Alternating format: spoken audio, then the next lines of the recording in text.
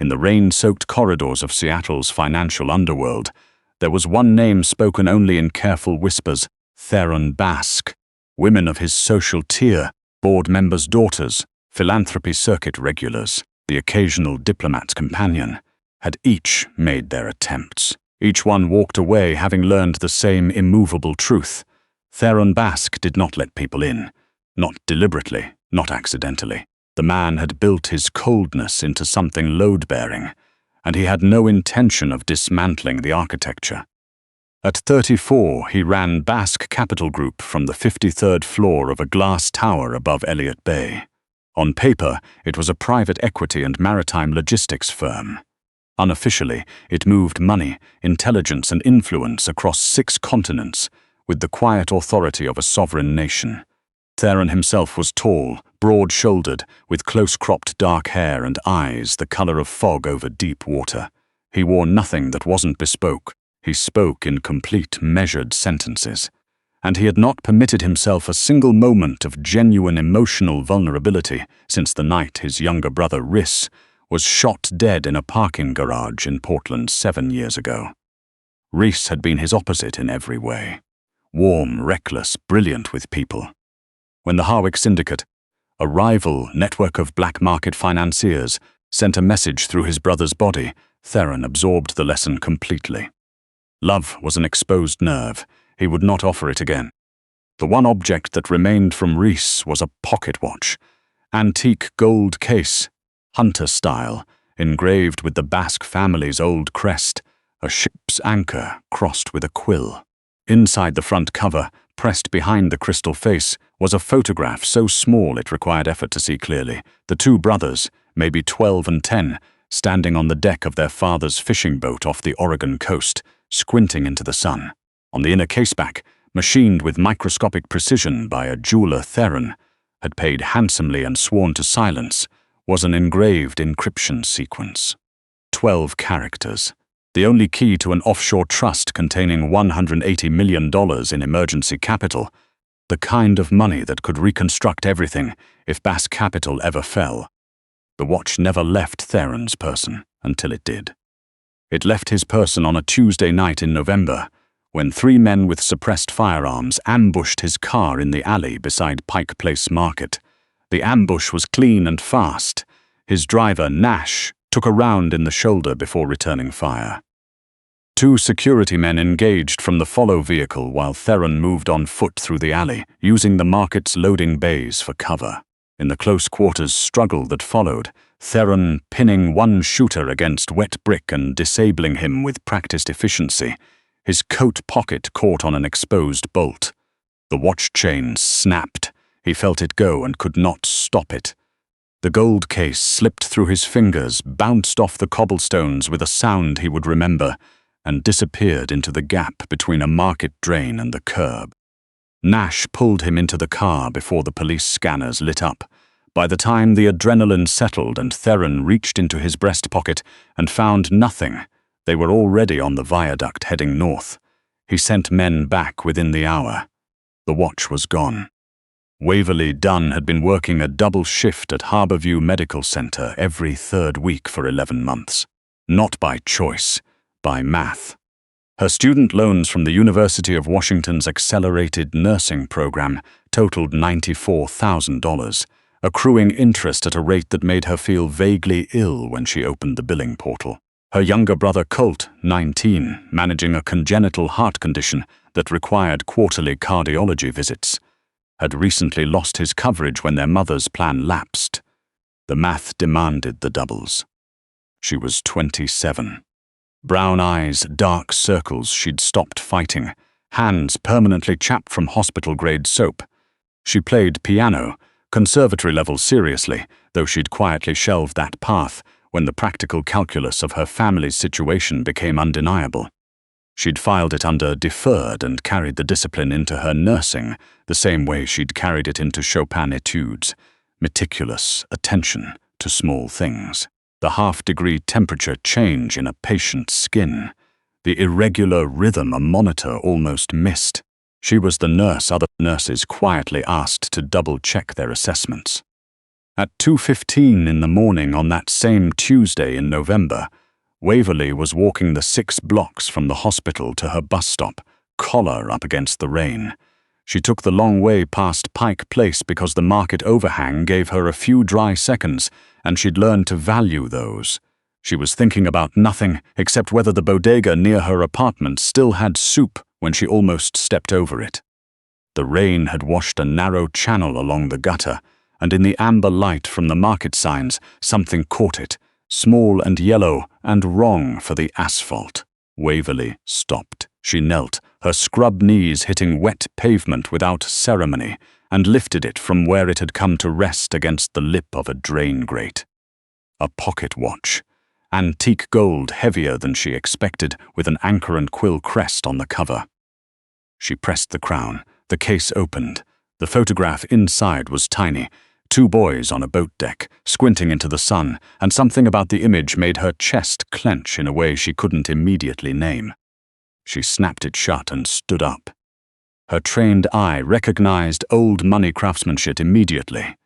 The gold was real, the engraving hand done, the movements tick audible when she held it to her ear in the way that meant the kind of cost that didn't appear on price tags.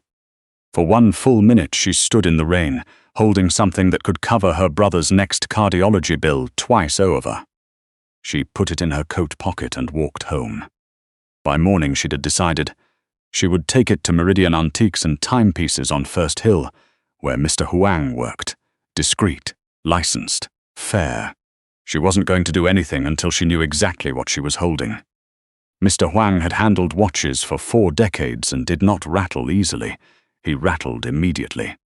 He turned the watch over once in his palms, looked at the crest, set it down on the counter with the careful deliberateness of a man setting down something he wished he'd never touched. "Where did you get this?" Not a question. "I found it Pike Place last night." Waverley watched his face. "Is it valuable?" "I will not appraise it." Mr. Huang stepped back from the counter. "Miss Dunn, that crest is the Basque crest. That watch belongs to Theron Basque." He kept his voice low and even. "He is not a man whose property you want to hold. The people who orbit him, they will not investigate before they act. You need to return it to him directly, not through anyone else. Today." She stood on the sidewalk for a long time after that, still damp from the night before. She could throw it in Elliott Bay. She could leave it in a cab. But if Theron Basque's people had already searched that alley and found nothing, if they were already reviewing cameras, tracing routes, then sitting on it was the worst possible option. She needed to give it back herself, clearly, so there was no question about her intentions. She needed to walk up to the most dangerous man in the Pacific Northwest and place it in his hands. The Basque Capitol Tower lobby was all black granite and indirect lighting, and the particular silence of a building that understood it was in control. Waverley pushed through the revolving door in her cleanest jeans and the wool coat she'd worn the previous night, and every suited person in the lobby registered her the way people register a sparrow that has flown into a cathedral. She approached the reception desk.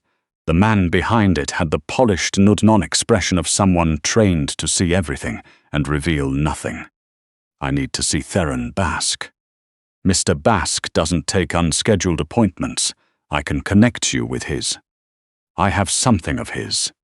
She kept her voice level and reached into her coat. She placed the gold watch on the black granite counter.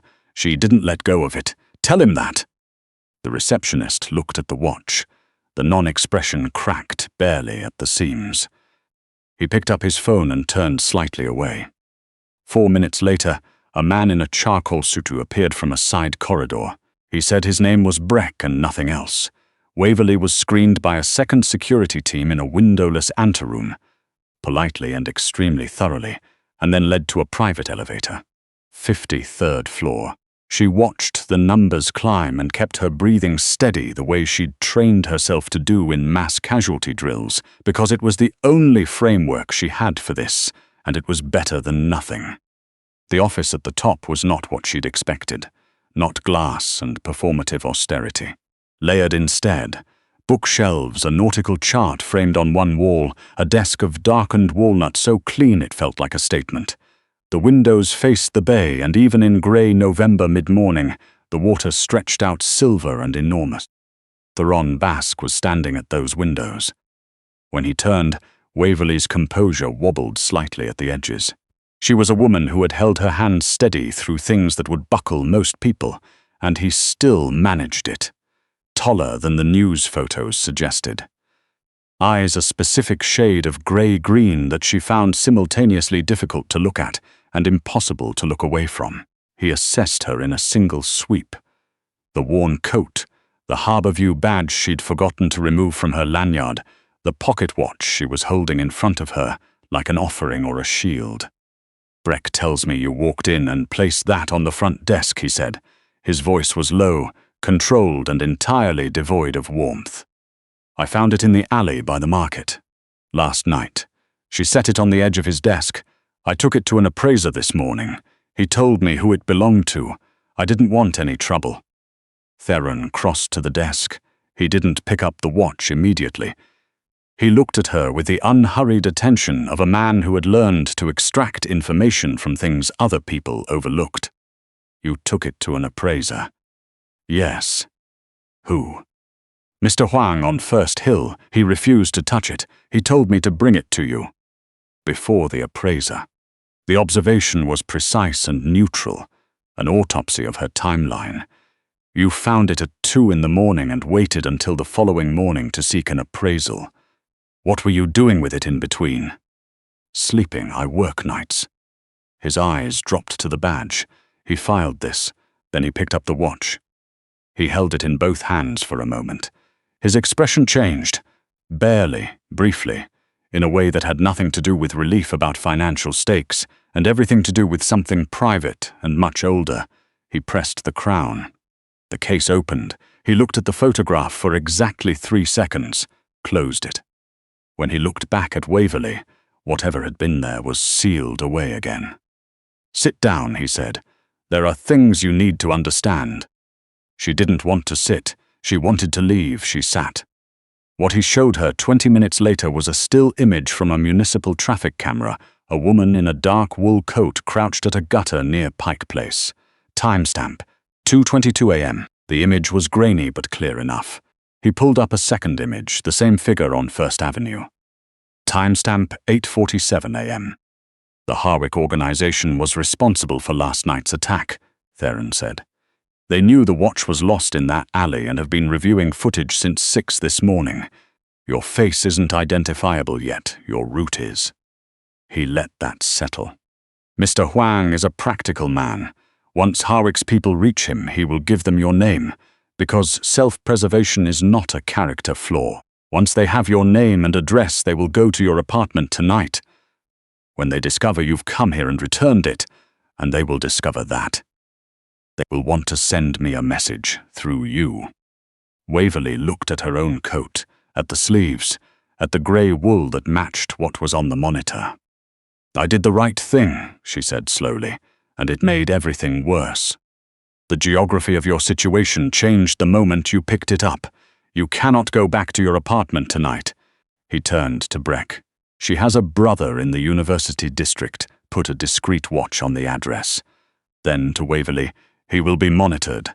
He won't know it. He won't be touched." "And me?" "You stay here." He said it the way he might state a shipping schedule. Simple fact, no room for debate. "This building has 12 security personnel on premises at any given moment. You are safer inside it than anywhere else in this city tonight.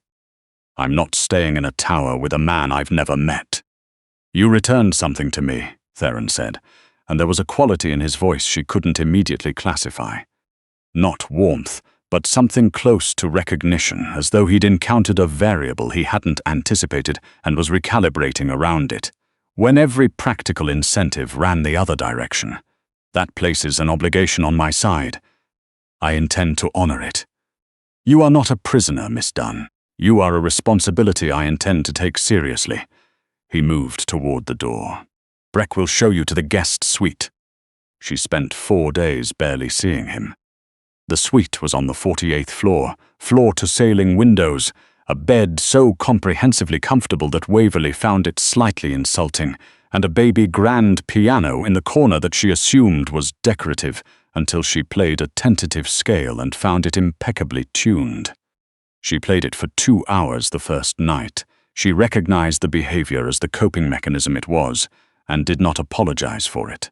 Breck brought meals with the reliability of a well-run hospital. Theron's staff was courteous and almost entirely silent. She caught glimpses of him, always in motion, always flanked, always a different charcoal suit that somehow looked like the same charcoal suit. The few times his eyes found hers across an open corridor, they held for a second and then moved on, giving nothing away. On the 5th evening, she was sitting at the piano with her hands resting on the keys, but not playing, when the suite door opened. Theron was alone. Jacket off, sleeves rolled to the forearm, and in the lamplight she noticed for the first time the scar along his left wrist, old silver, the kind that comes from something deliberate and violent. He carried a folder. He asked if he could come in. She moved to the sofa, and he sat in the armchair across from her and placed the folder on the low table between them as if he were opening a meeting. My team ran a full background check. Standard procedure when someone enters this building under these circumstances. He looked at her steadily. You are a charge nurse with a spotless record, $94,000 in student loans, and a brother with a cardiac condition whose treatment averages $14,000 a year. Waverley looked at the fireplace. Her jaw was tight. You didn't need to dig into that. I needed to know who was in my building. He opened the folder and slid a card across the table toward her. The debt is cleared. Student loans, your brother's outstanding bills. The insurance gap cleared this morning through a third-party fund. The account is yours. She stared at the card, then at him. I didn't return the watch for a payment. I know that. Then don't treat this like a transaction. Her voice came out sharper than she'd planned, and she left it there. I'm not something you settle a balance on, Mr. Basque. He stood up, slowly, crossed the space between them until he was close enough that she could see the exact grey-green of his eyes without any distance softening them. In my world, he said quietly, every action has a price attached. Every loyalty has a ceiling. I have operated inside that reality for over a decade and found no exceptions to it. He paused, a pause that seemed to cost him something. Until last week, you found something that could have solved every problem you have, and you carried it back to a man this entire city has the sense to avoid. Not because you were planning anything, not because you wanted leverage, but because it was the right thing and you needed to be able to look at yourself in the morning. He raised one hand. With a carefulness that seemed entirely at odds with everything she'd observed about him, he let his knuckles rest briefly against the line of her jaw. It was not a gesture she had expected him to be capable of. Paying off a debt is nothing, he said. It is the only language I know how to use, but understand what I'm actually saying. His thumb traced the edge of her jaw, barely, and then dropped. I protect what matters to me. You matter to me. I haven't said that about anyone in 7 years. He left. She stayed at the sofa for a long time after the door closed, her hand resting where his had been. 3 nights later, the Harwicks came. The winter storm that had been building over Puget Sound all day broke at 11 p.m., and the wind drove rain against the tower's glass in dense, rhythmic sheets. Waverley was asleep. She woke to a sound she recognized from her trauma bay instincts before her conscious mind caught up, the percussive thud of a pressure change. An explosion below them, controlled and specific. The door came open hard. Theron was already there, tactical vest over a black shirt, something suppressed in his right hand that she chose not to look at directly, and his face had shed every layer of the controlled executive she'd watched across corridors for 5 days. What was underneath was focused and absolutely lethal, and moving very fast. On your feet, shoes. She had them on in 15 seconds. She had spent years training herself to move quickly in the dark. The hallway was wrong. Emergency lighting throwing everything red, the ventilation altered, something acrid in the air. From below came the intermittent percussion of a firefight. Breck's voice on Theron's earpiece, rapid and clipped. Theron's hand on Waverley's shoulder moved her forward with pressure that was firm without being rough. "Stay directly behind me, eyes on my back, don't stop moving." They went through 2 corridors and a stairwell. On the 47th floor landing, 2 men in tactical black appeared at the far end of the hall. Theron pushed Waverley into a doorway alcove and dealt with it. She kept her face against the wall and her breathing measured. 4 counts in, 4 counts out. Because that was the only framework she had available, and it was better than nothing. His hand found her arm again and they moved. The server room at the north end of the corridor had a biometric panel beside a reinforced steel door. Theron pressed his palm to the glass. Green light. The locks released. He pushed her through first and followed, sealing the door behind them with his fist on the locking mechanism. Heavy deadbolts engaged with a sound like finality. The safe room was concrete and steel, lit with white LEDs that hummed faintly. Banks of monitors showed camera feeds from every floor. She could see Breck's team working methodically through the levels below, the numbers on a tactical counter climbing in the corner as the situation was resolved. It looked, from the outside, like it was going to be fine. She turned around. Theron's left arm was hanging wrong. "You're hit. It's manageable." The word came out slightly thinner than intended, and she heard the pain underneath it the same way she heard it in patients who were trying to not be a burden. Vest off.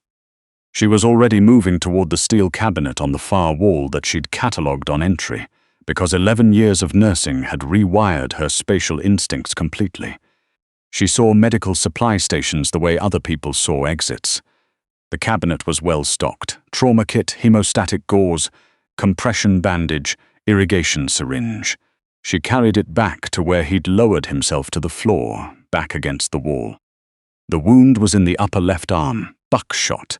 She estimated from the dispersal pattern: painful, blood loss a real concern, but not arterial. She had managed worse than this at 3 in the morning with a trauma bay, depending on her assessments. She worked without narrating, irrigated, packed, compressed. Theron made no sound beyond a single controlled exhale when the hemostatic gauze went in. When she wrapped the compression bandage, she felt his right hand come to rest over both of hers. Not directing, just resting there, the way people hold on to something when they have run out of other options. She looked up. His face was closer than she'd realized. "You're not shaking," he said quietly. "I am. I'm doing it internally." She tied off the bandage with a knot that would hold until the physician arrived. "You need a proper surgical consult. This will hold for now. Breck has a physician on retainer, 20 minutes out."